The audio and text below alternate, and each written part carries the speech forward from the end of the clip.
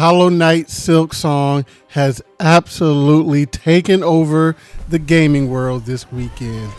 The sequel to the 15 million selling original Hollow Knight, which just might be the most popular Metroidvania of all time, and we're going to talk more about that number later on.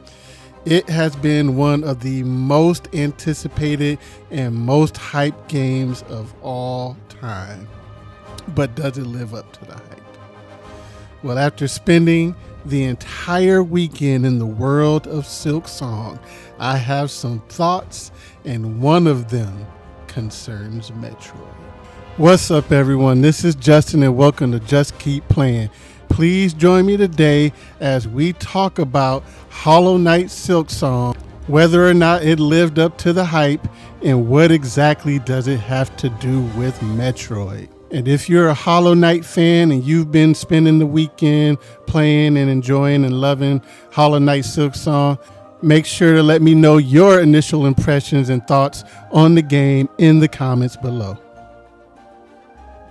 Now, right off the bat, I have to say I missed out on the original Hollow Knight. Now, hear me out. When it first came out, the visual style of the game, it just didn't initially hook me, and the game just didn't immediately grab my attention. I think maybe at the time of when the original Hollow Knight came out, I was probably knee deep into Octopath Traveler and enjoying me and loving me some Bayonetta 1 and 2 when that had just came out, maybe a couple of months before that. So it just didn't have my attention at the time. But I love me some Metroidvanias. Metroid is one of my absolute favorite franchises, and Super Metroid and Metroid Dread are two of my favorite games of all time. And like I said, we're going to be talking more about Metroid a little later on here.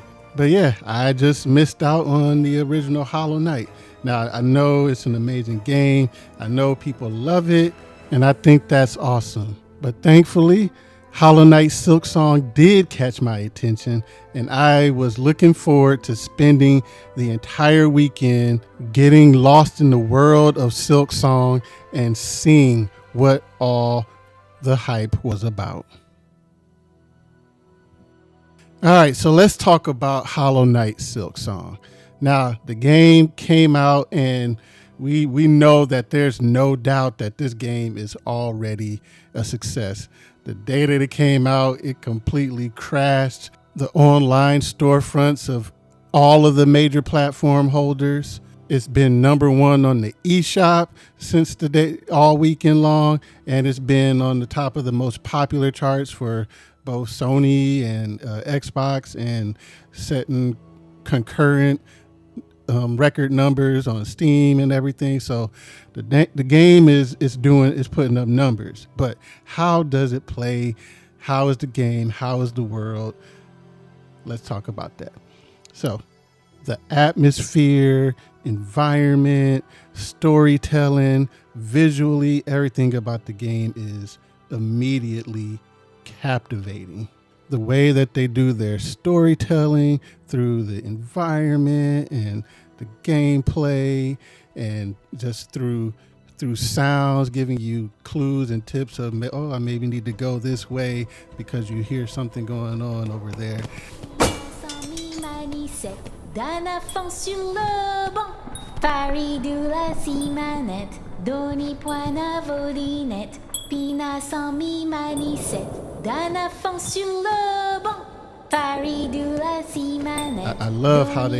I love when games do things like that.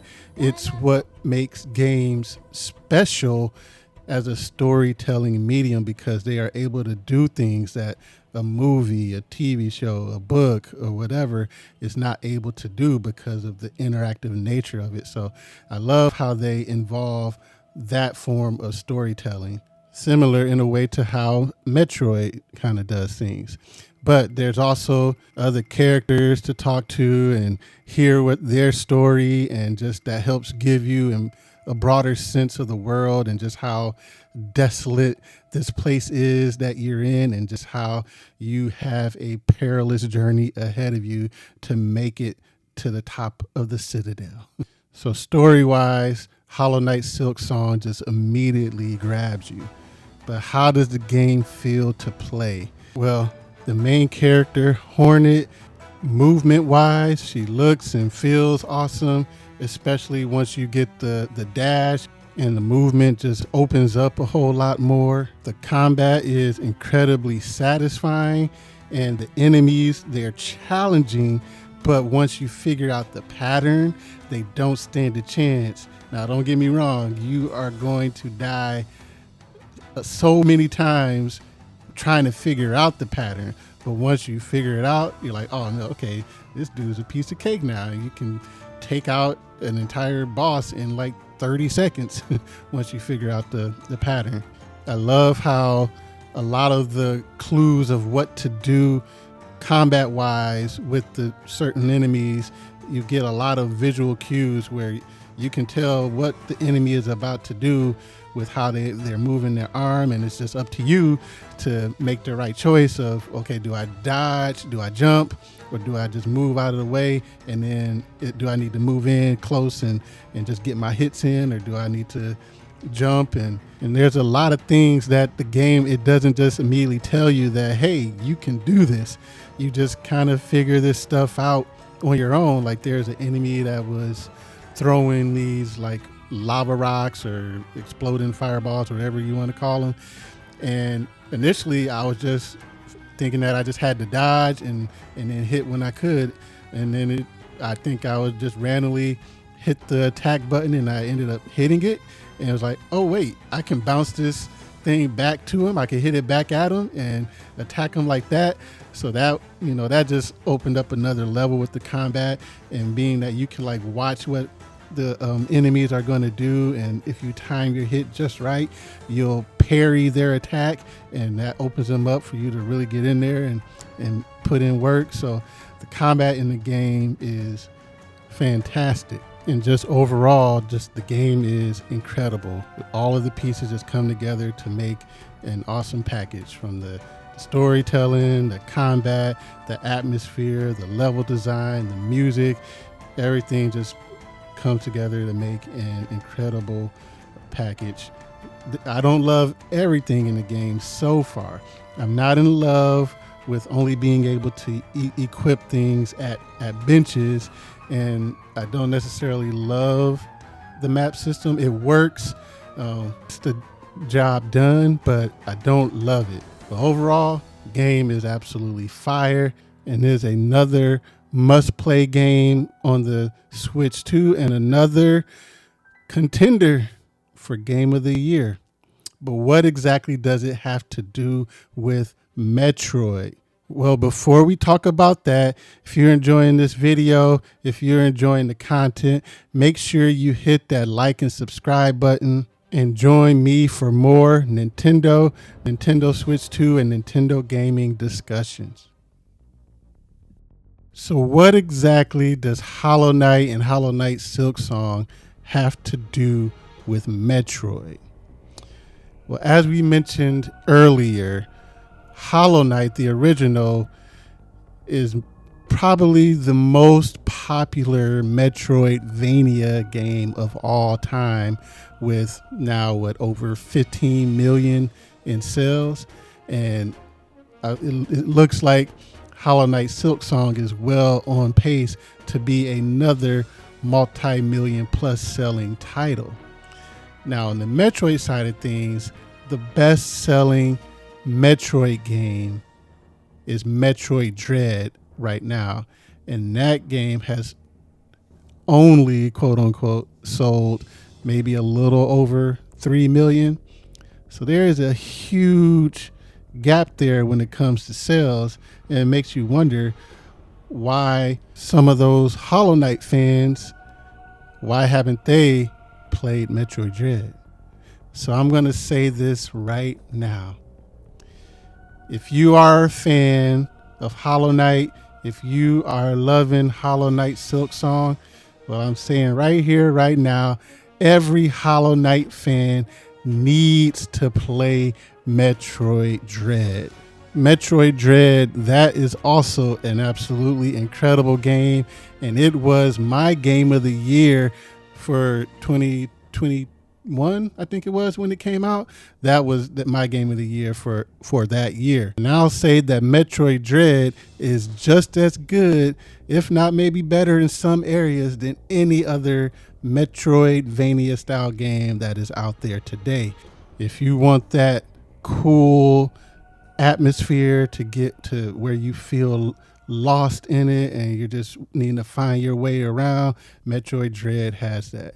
You want that challenge with challenging boss fights and even challenging enemies, Metroid Dread has that. Metroid Dread, that has some of the most challenging boss fights that I've ever experienced in a Metroidvania style game. And the final boss in Metroid Dread, that was one of the most challenging but most rewarding final boss fights that I've ever experienced. And then the moments that come after that, it's one of the most hype moments of any game that I've ever played, and one of those ending moments that are going to stick with me forever. Like, I can still feel the hype just thinking back on it today. And production wise, Metroid Dread does something that a lot of these other Metroidvanias just can't do because they probably don't have the budget behind it like a Metroid Dread did. Metroid Dread has some of the best production around in a Metroidvania style game, and it's one of the few Metroidvania type games that has that AAA style level of production behind it. Granted, definitely not at the same level of other AAA games, but it has that AAA level style of production where it's a fully 3D rendered world, but just in a 2D plane. But that allows the game to do some things that just the 2D style of game can't do, with just some of the movement options that are there and some of the cinematic style flair that they show when Samus is having her boss fights. And so all of that to say is that Metroid Dread, that is an absolutely incredible game.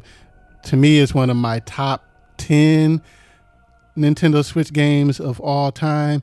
And if you're in that Metroidvania type of mood, feel after you finish up with Silksong, you should absolutely have Metroid Dread up next on your list of Metroidvania games to play. But what do you think? Let me know what you think about Metroid Dread, how it compares to Hollow Knight Silksong, where if you are a Hollow Knight fan but you haven't played Metroid, let me know why in the comments below. And for more Metroid goodness, check out this video right here where we talk about why now is the time for Metroid Prime 4 and for the hype cycle to begin with that game. Thank you so much for watching. And remember, pick up a controller and just keep playing. And until next time, I'll see you later. Have a good one.